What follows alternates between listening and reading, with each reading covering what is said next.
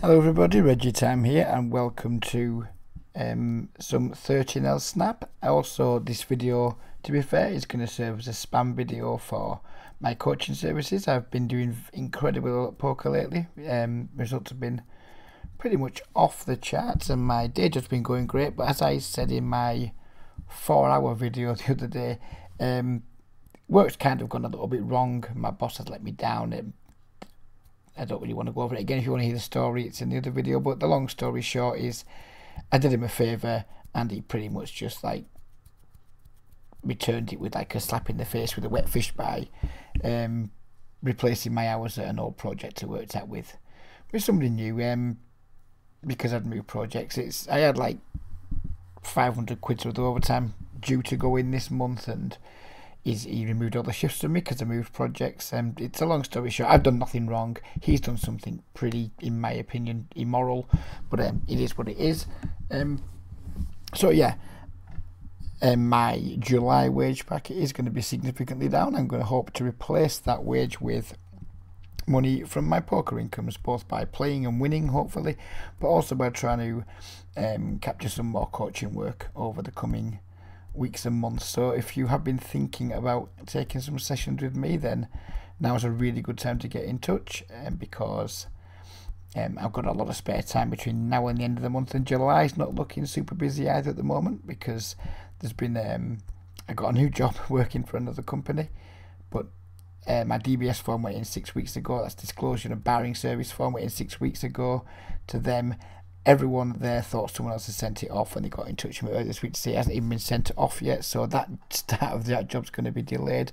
So I've had a few minor hiccups on the day job front, so poker's going to have to come to the fore and help replace that lost income, because I don't want to go into my savings, I don't want to eat into my bankroll, so I'm going to have to make some extra money from grinding poker a bit harder, and also hopefully finding some coaching work with that in mind. This is my results at 13L Snap since kind of the middle of April, when I did a little bit of Twitch streaming. It went really well. I mean, obviously you can see that graph is, it's off the charts, isn't it? It's phenomenal. It's as good as anyone would have done over a relatively small sample, to be fair. Full disclosure, we did run hot at 5 blinds 100 above EV, so we ran like 50% hotter than perhaps we deserved to, but even so, allowing for that, 9.4 bigs 100 is, it's still, in my opinion, world class for these limits. If you're going to try and sell some coaching, there's no point downplaying yourself. I do believe I'm a very good player in these games. I'm not GTO. I don't strive to be GTO. I just strive to play good, solid poker, and I try and coach people to play a similar style and just think through things logically. Try and break down some of the concepts that are quite complicated. Try and break them down into ways people can understand slightly better, not perfectly, but slightly better than they currently are. And I really do have a fantastic record in turning around the fortunes of especially losing players, but also like just complete beginners too. I think I do my very best work with long-term losing players who just for whatever reason just can't seem to make it work. They have like a pretty good grasp of poker, but they just lack something in the basic fundamentals or understanding up-to-date concepts, or perhaps they have trouble in the mental game.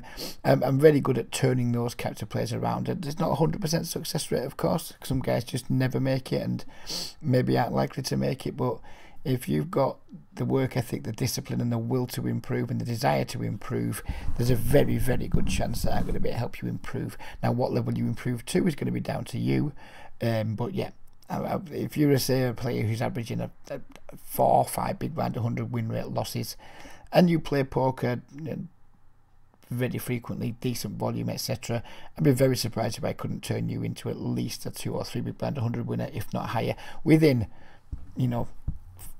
5-10 sessions maximum, depending on how quick you learn, how bad some of your habits are, how bad your mental game is, etc. So yeah, that's my results over a small sample. Then if we look at got that by position, you can see my win rates from all positions. I'm not super loose aggro, like just 21-16, not excessively stealing from anywhere, but I mean, when most players lose most of their money, I have, without question, again, phenomenal results, and this is borne out over like a much bigger sample size. We can we could put this date range to whatever, all dates for 30 and L. Not sure how many more hands there is, 57,000 hands now. And even then still, you know, like my win rates are really, really good. From the blind, well, from everywhere, but from the blinds in particular, it's where people have tons of problems. I don't think I do anything special from the blinds, to be honest with you, but I'm clearly doing an awful lot right, and I'll be able to spot some mistakes that, or some things that you're doing that I don't do. Certainly help you make some serious gains in those areas if these areas are a particular problem to you. Let's see how that runs over the longer term. As you can see, over like 60,000 hands now, which still isn't a huge sample, but it's just on this computer. I've been beating these games for these kind of numbers for, well, probably 4 years now, 3-4 years, whenever the game started, whenever Snap started, not sure when it is. I'm just a consistent 30NL Snap crusher, not so good at 50NL. Winning player at 50 now, but nowhere near as good. They're just better players, more aggressive players, less fish. So my win rate's significantly lower at 50, but I aim to coach people from 5NL through to 25NL, etc. And my results bear this out. It's unfortunate there isn't more hands on this computer, because I've probably played 500,000 hands of Snap, and my win rate probably will be around 9 blinds 100 in these games. So yeah, if you want help without blowing my own trumpet too much, I really am the man to go to. At my prices, it's like $30 per session, $75 for 3 sessions, or $100 for 5 sessions. If you wanted more sessions than that, we could arrange a further discount, but unfortunately once we get past the 5 sessions and we go into like the further discounts, there's no refunds available. So if you were to say buy 10 sessions for whatever, £120, and after 3 you thought, fuck it, I don't want to do this anymore, poker's just done me head in, I'm afraid there's no refunds on anything that's more than 5 session packages, because the price is balled down really low. So yeah, that's the kind of spam out of the way. There's 2 interesting hands I played before recording this session, so we're going to take a look at a couple of them, and we're going to reveal the results at some point during the video, so guys have an incentive to carry on watching through the video. I'm not going to record them review them at the end, because people can just skip to the end. At some point we're just going to say pause and we'll look at one of the results, and then we'll pause again later in the video and look at the second result. So here we are with the first one. The opponent here is an unknown player. We decide to defend the Jack 9. He c-bets, whatever that is, around half pot. We decide to go for a check raise with our gut shot and our backdoor flush draw. My opponent calls. We turn the double gut shot, so now an 8's good as well as a queen. So we elect to barrel. I would have given up had that just been like an offsuit deuce or something. I would have given up, but given we turn the double gut shot, I decide that's enough to encourage me to barrel. So we do double barrel. He calls again. And then the river's like the total break. And the question here is, do you go ahead and jam the rest of your stack in? Is this like one of the few bluffs we're going to have in this spot? I guess Jack Queen's another one. So is this like kind of a spot where you would go ahead and empty the clip, putting maximum pressure on his King X, huge pressure on his 10X? Or do you just say, well, this guy's not folding a king on this run out, and just give up? So that's hand number 1. We're not going to reveal the result now. I'm going to hand number 2 to get rid of these HUD stats. I didn't want them on because this hand again was playing against somebody who I considered to be an unknown. We open Queen Jack suited from the button. We get flatted in the big blind. We flop an over, 2 overs and a flush draw. I like to c-bet. He calls. We turn the open ender now, which is obviously a pretty good card for us, barring hitting a diamond or a queen or a jack. He checks again. We decide to double barrel, and he just does this. So what are we doing here, guys? We probably have 15 outs. We might even have as many as 21 outs, depending on like just how wide he's doing this. We might even be ahead if he's got a hand, I don't know, like 6-5 of diamonds or something like that. So what are we doing here? Are we just saying, you know what, we're just not getting the odds to call here, we need like 40% equity to call? Or are you saying, well, you know what, can we really bet fold a draw as strong as this? My opinions are the overhead jam usually is somebody wanting a fold, but that doesn't necessarily mean that we're ahead of them still. It might be somebody wanting a fold with who knows what here. 10, I don't know, 10 jack or something. Who knows? So yeah, That's the second hand. We'll get back and we will review them at some point during the video. But now we're going to move into the actual live play part of the video.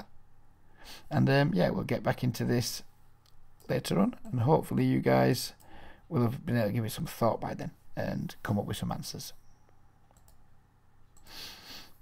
Probably going to play for around 20 minutes or so. I do want to watch the WSOP horse final table. I'm not sure when it's starting. I haven't checked because I didn't want it to have already started and then me just not play because I wanted to watch it. It's going to go on all through the nights. It's such a good structure, such a long game. So making a video for an hour is not going to hurt, or half an hour or whatever it takes.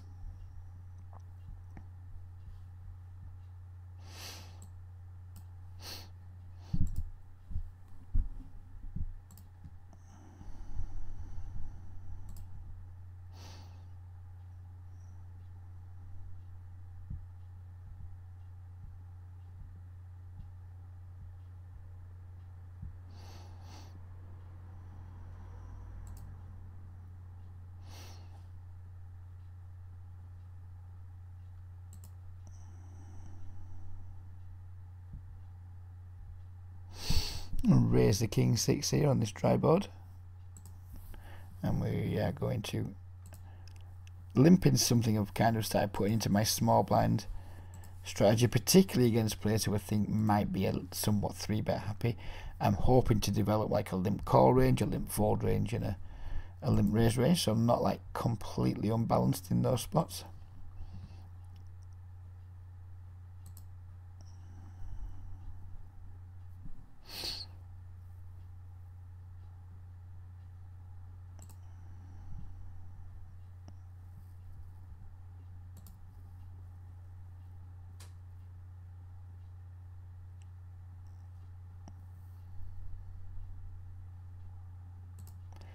Please do bear in mind if you're watching this video, it is aimed, all my work is aimed more at players that are struggling to beat the game. There's going to be a lot of stuff that I say and do that some higher stakes players or some good winning players will be like, you know, that's just like, it's not optimal, it's not GTO, it's not whatever. As I said at the start of the video, I don't aim to be GTO. I think having a like somewhat decent understanding of how to be balanced and then deviating from it when you think it's a good time to deviate from it is easily the best strategy to beat these games for like the biggest win rates. And as I've demonstrated over the years now, for as long as I've been doing this type of work, I mean, my game has evolved significantly. When I look back at some of my first YouTube videos that I made like 4 years ago to now, my game's evolved significantly, but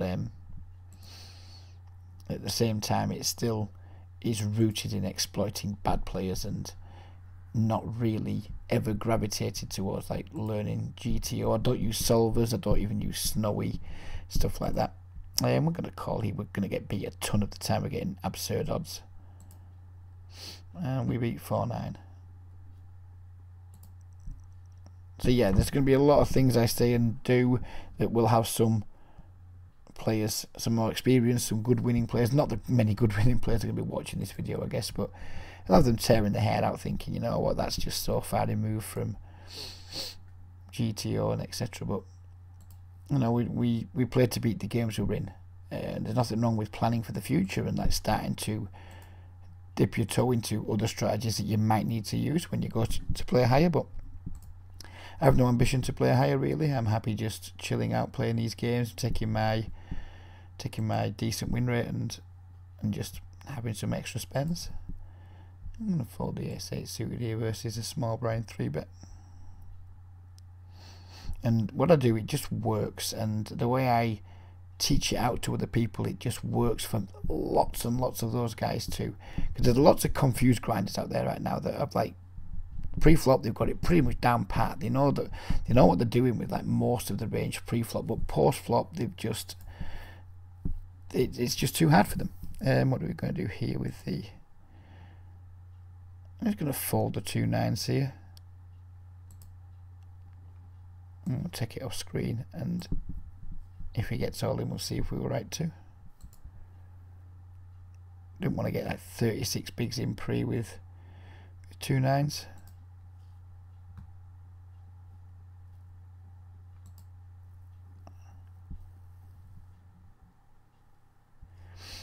And as you can see, we were up against Queen, Queen and Ace, Queen, so we were in pretty fucking rough shape.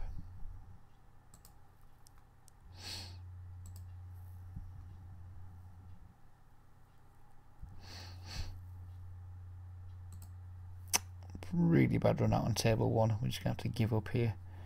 I mean, we hope to beat, or whatever, pocket 10s without a diamond or something, but when he calls the turn, he's going to have like a ton of single diamond combinations in his range, that being one of them.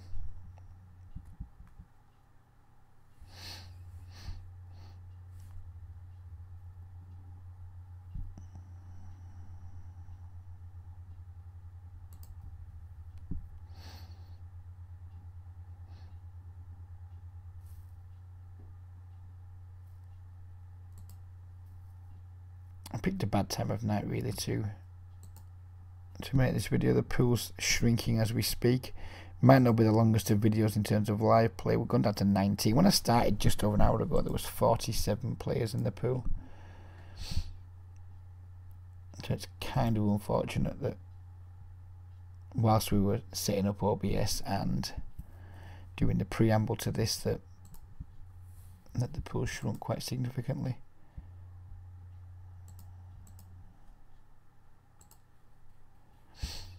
I'm going to triple barrel now on this board. Now we've picked up the diamond on the turn.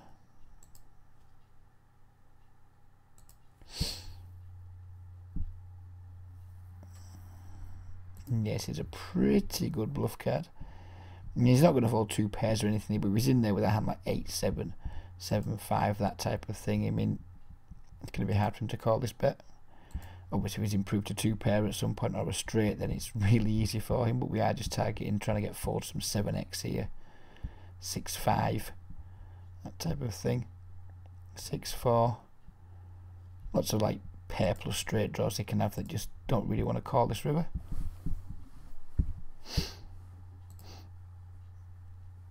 And given that run out, the diamond turn and then the ace river, it's, if you're not taking those chances to like try and bluff people off some weaker hands, then you're probably leaving some money on the table long term.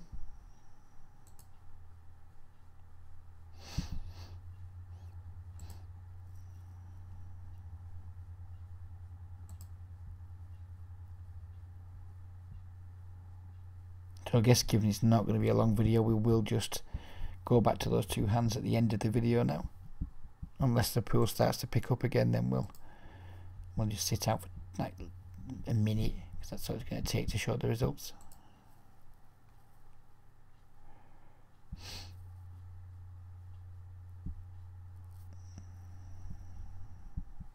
I'm going to bet small here to deny equity to just some random overcards, king, queen, king 10, ace 10, ace queen, that type of thing. We're not expecting anyone to fold a jack. Certainly, obviously, no one's going to fold a 6. But then we just don't want to just like check there and just give free cards to 3 opponents. If I were ahead, we're happy just to like pick the pot up now and happy with fold their equity. If we get called, we're just shutting down.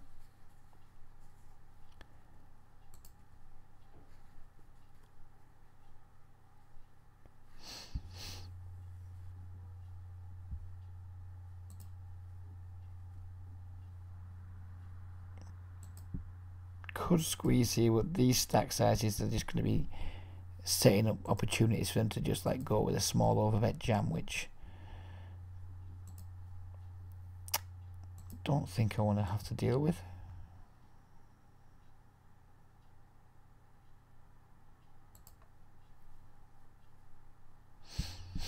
The downside to just flatting is he's going to miss and just have to give up most of the time, so there is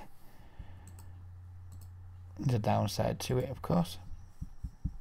Again, I guess the upside is that sometimes, especially up against weaker players, you allow them to stay in the pot with some dominated hands that you can get tons of value from. So there's pros and cons to calling and squeezing there. Bigger stack sizes I would definitely have squeezed.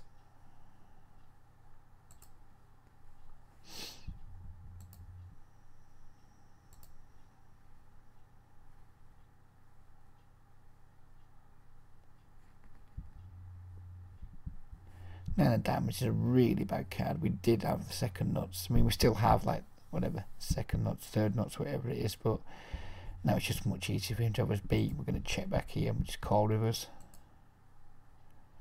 Board pairing doesn't help matters either, but we're still just going to, unless he goes for some crazy like 3x put over bet or something, going to call on the river.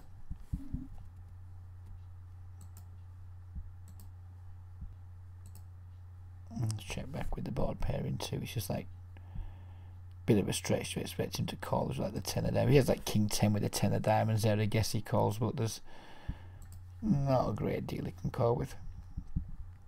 It's a little bit weak, but the board didn't exactly run out great. When we flopped the flush, we were hoping to get all the money, and then the board just runs out. Oh, diamond pair. So we still likely have the best hand, but significantly reduces the amount of value we're going to be able to get for it.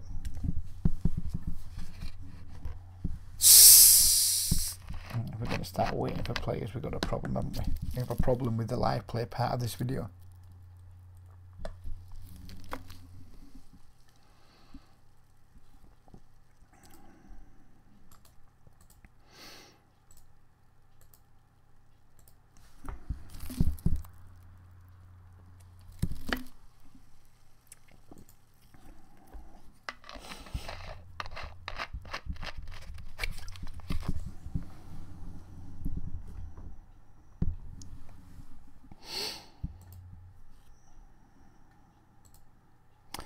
I'm going to set up next time we'll do them 2 results, then we'll just finish the video off. So what do we do here? So my OBS skills wouldn't be the greatest. I'm going to make sure I don't screw up. And we're going to minimize that down again. We're going to go back to this screen. We're going to hope it's working. Yes, it is. So we go back to hand 1. Get rid of these HUD stats again. It's a pain in the ass that you can't just keep them off permanently. It's probably a way. So we got to the river. We'd check raise flop. We'd bet turn. I elected to jam the river, which I think is completely fine here. I think we kind of have to jam this river. I think if we go check raise bet and then don't jam this river, I think we're probably leaving money on the table against 10x and king x, etc. And my opponent eventually he tanked and called with queen 10, and I was quite surprised. I think queen 10's just calling too wide there. I mean, yeah, if he had like a hand like king queen or something like that, I'd say yeah, you maybe have to call with that, but I don't like his call. I think he's made a mistake. I think we played the hand better than him, but he might think otherwise, of course, given that he heroed and won. And the second hand, rid of the HUD stats again. He got to the river, and as you can see, we faced this check raise. We did call. I just thought he had too many outs. I mean, fair enough, it's very, very marginal indeed. But I just thought he can if he can have any draws whatsoever, or just ever have like one pair or something. Just when I saw the overbet, I just like, you know what, he wants to fold here. He looks like he wants to fold. Therefore, we have like, if our overcards are live 2, which you kind of thought they maybe would be. I thought maybe our overcards are live 2 here. Then we just got 21 outs, and then we're getting just about the right odds to call. I think it's a bit spewy from me, for sure. I don't think it's a great call. It's probably break even at best, maybe slightly losing. But, you know, we're here to gamble, and we got there. So that was nice. Back to the session.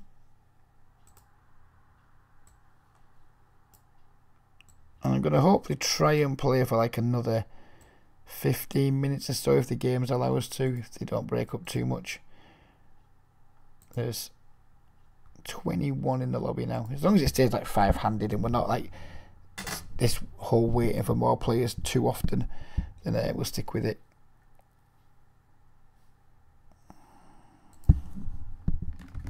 But if it starts getting too much like it is now waiting for players, then we'll just call it a day.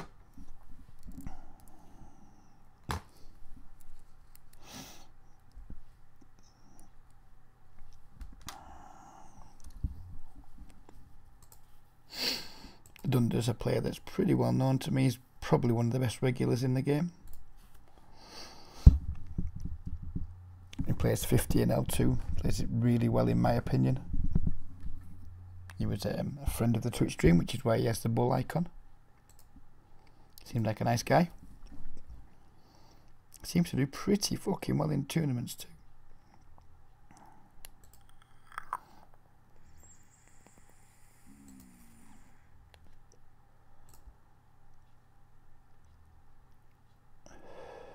I'm worried he's going to have like jacks here a lot. I think pocket queens and pocket kings probably value bet the turn. Maybe. Not sure we get called by here when we bet, but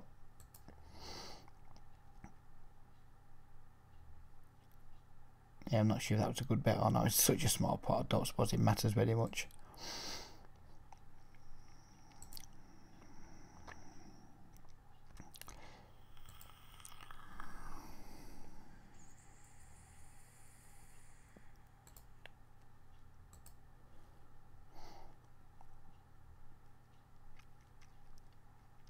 He's going to go 3 barrels here unless spades get there. We'll probably not bet if spades get there, I think.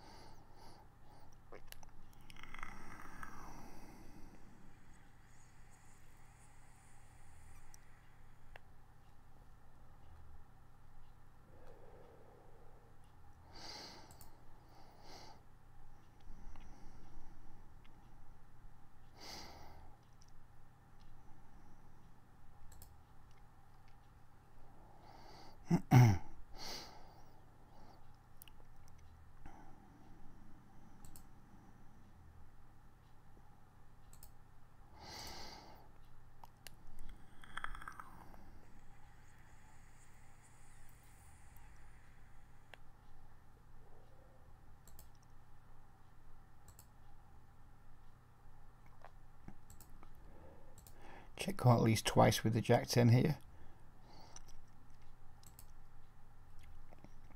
Unless he uses some like enormous sizings. Once he doesn't bet, we're just going to read out ourselves and just bet twice for value.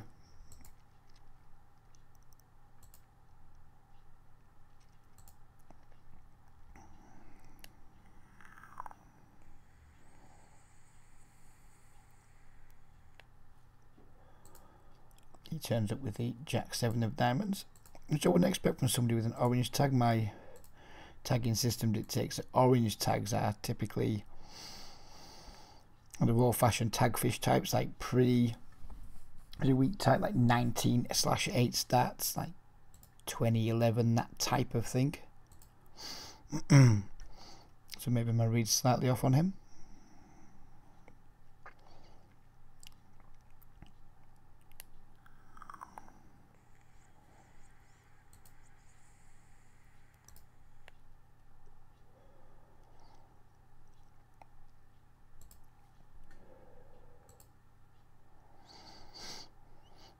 Fold over here if he bets, unless he bets small.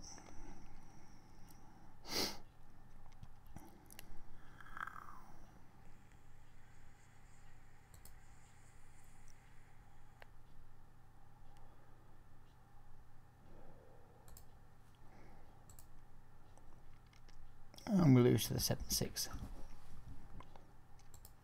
Never mind.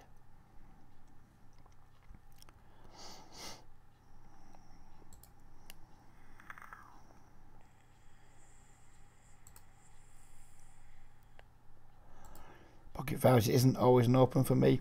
If I've got aggressive regulars behind, I'll usually just pitch them. If I've no reason to think there's like particularly aggressive people behind me, then I'll open them.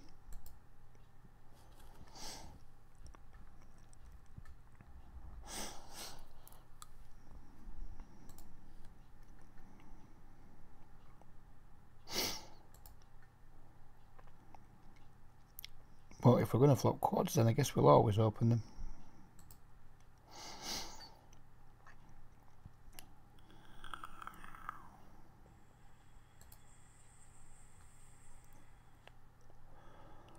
guess we need to start betting now. We've got to try and build a pot, even though I expect us to get 2 folds.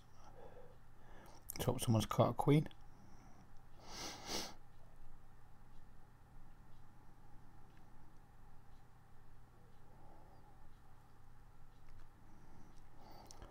I'm going to call here then. We're going to lead river again just to prevent it from checking back.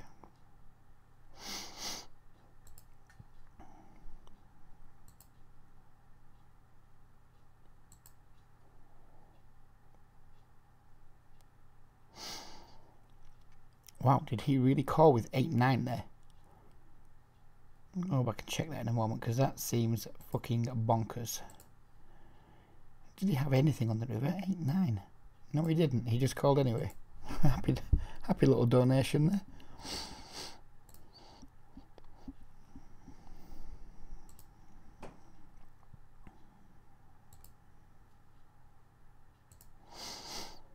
there. He's probably got a 3, but we're going to pay it off. Queen 9. Donators are out in force tonight.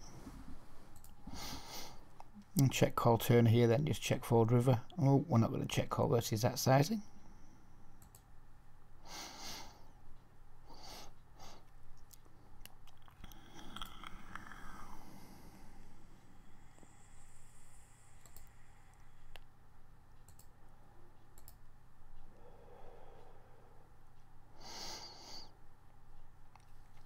Pool's going up to 28, so we'll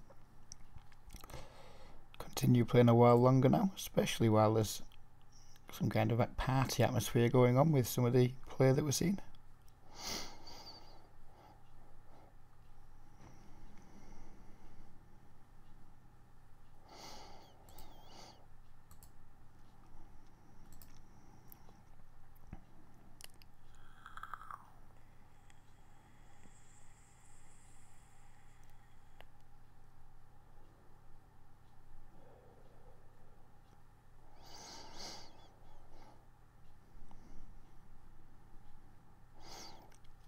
Pretty easy call on the flop here with the pair plus a backdoor flush draw. Easy defend of the squeeze with ace queen suited.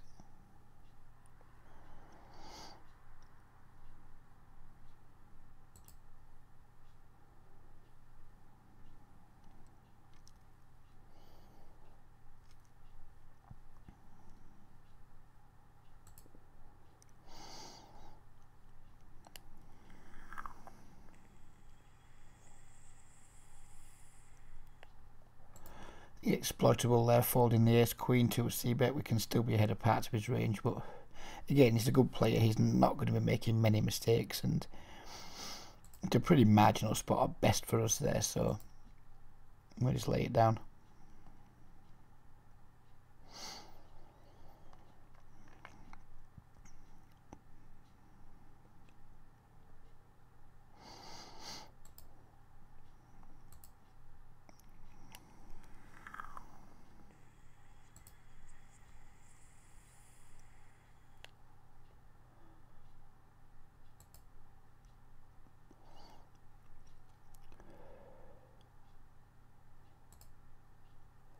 This dude's been pretty passive so far, hasn't he? No value in raising here. Just call. Probably lose a decent amount, but doesn't matter. And we chop it up.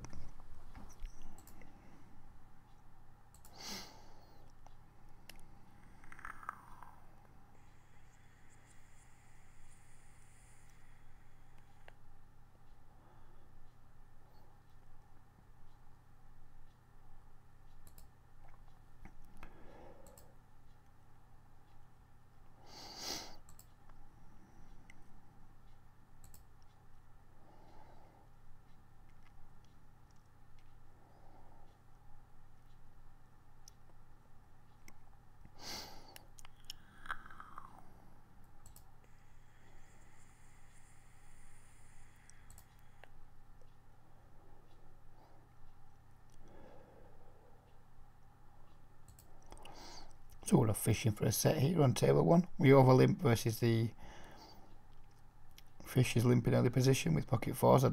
We could go along with the isolation there or the fold, but I decided to go with the over limp.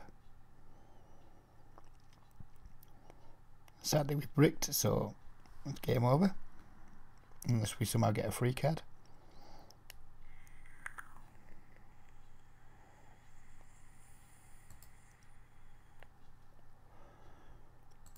We're ahead of the dunder now, especially when he checks twice, but when the fish bets, we're just going to fold. Dunder rewards me with an egg.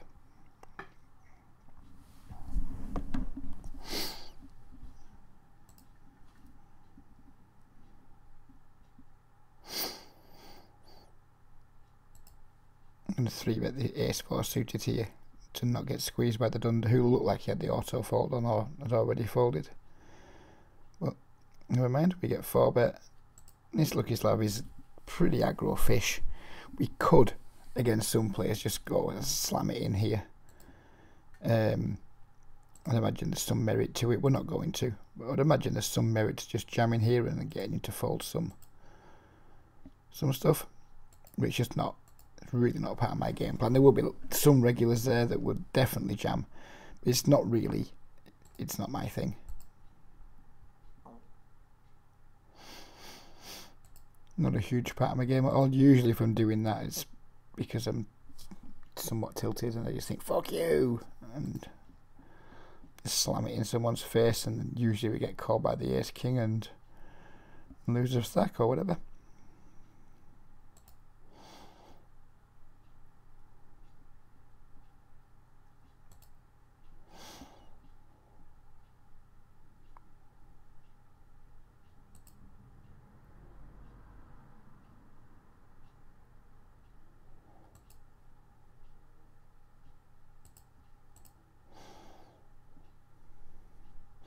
I think Joey limits with many king X. Just limiting checks, so I'm just going to take a stab. If he calls, then we're not going to continue bluffing with that like 0 equity hand. Does an awful lot of this tanking, does Joey. Gets on my nerves a little bit.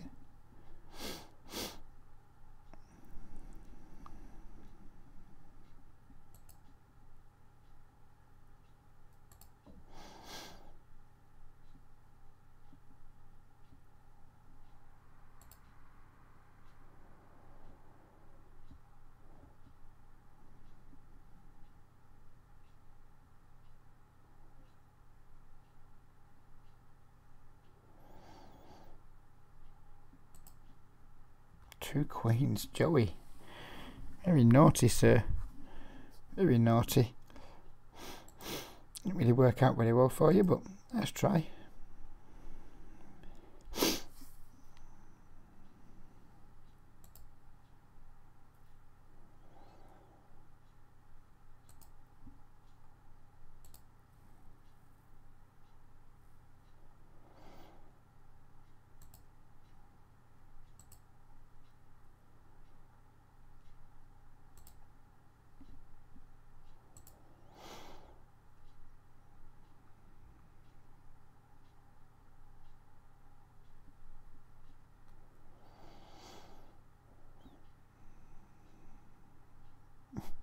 And open them in 3-bet. I guess we're out of here.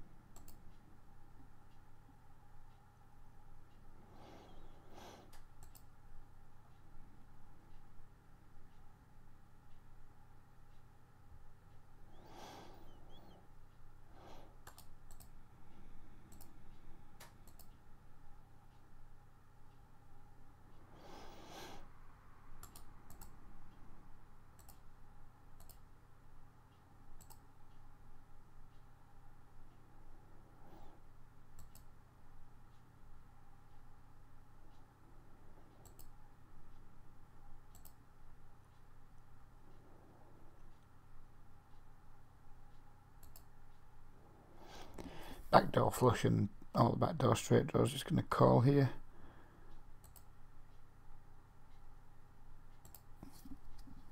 Easy fold on the turn.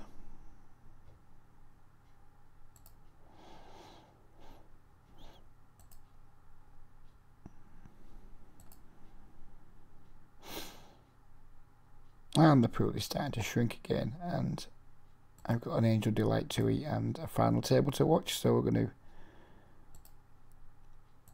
sit out next big blind and wrap the video up.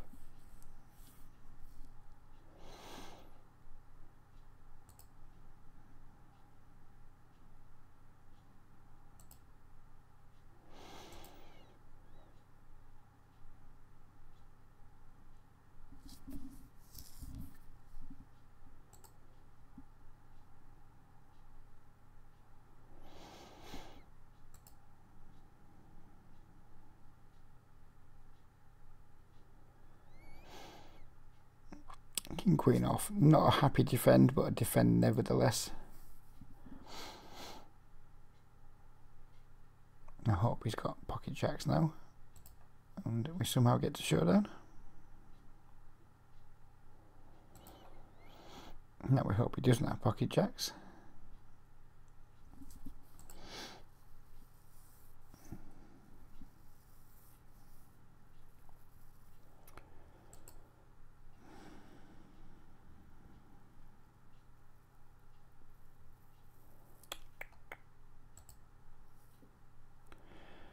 I think it's just a fold. I'm trying to think of some hands we beat that might do this.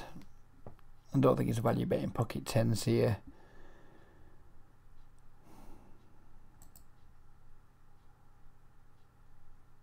Can't think of any hands we beat really.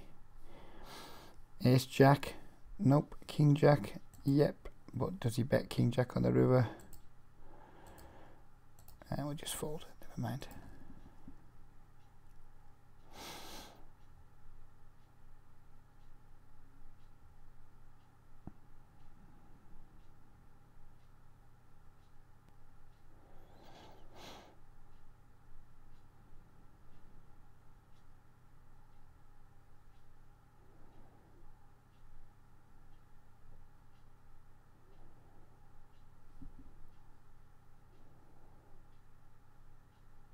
So there we go, that's the end of the video. I hope you guys got something from it. I hope you enjoyed it. Like I said at the start of the video, if you are thinking of taking some sessions with me, now's a really good time to get in there and ask. I'm hoping to pick up maybe 15-20 sessions worth of work, whether that be 5 people taking 3 sessions or 3 people taking 5 or whatever. Yeah, so I'm not going to overburden myself because I still primarily want to be playing, but just the guaranteed income of some sessions would be nice given what's happened to me and my day job. So yeah, if you'd like to get involved, you know how to get in touch. There's loads of ways below, and please do. Any questions you only have to ask. Take care everybody, and bye bye for now.